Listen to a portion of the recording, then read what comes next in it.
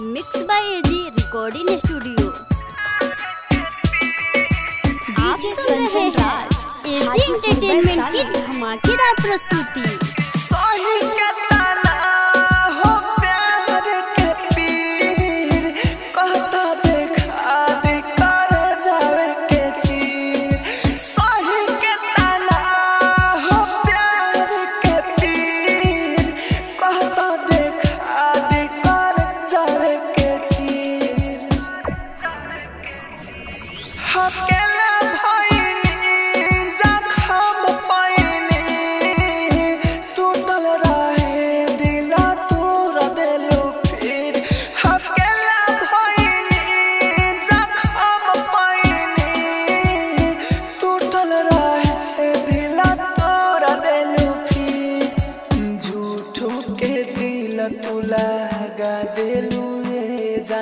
बना देलू जिंदगी के आज हमारा संसार।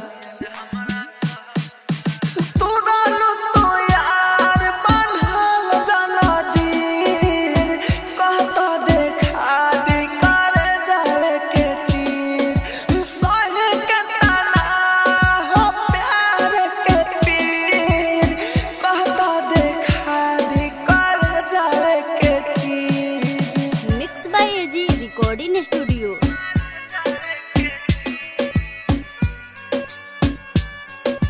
DJ Kanchan Raj Hajipur Vaishali.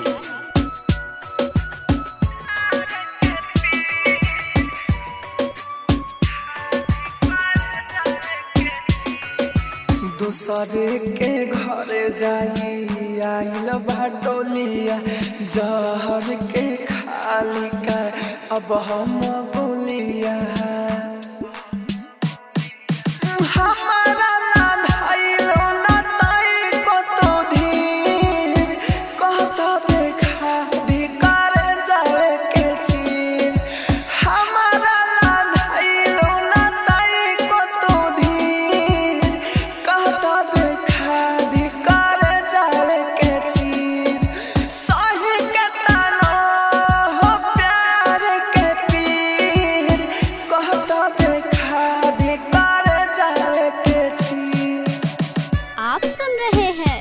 AG entertainment की धमाकेदार प्रस्तुति।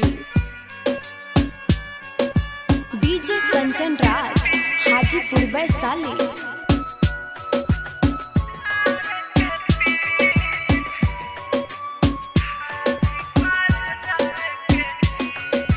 खुनावे के आंसू बनल बावे अखिया लगता कि देहिया अब हो जाई रखिया।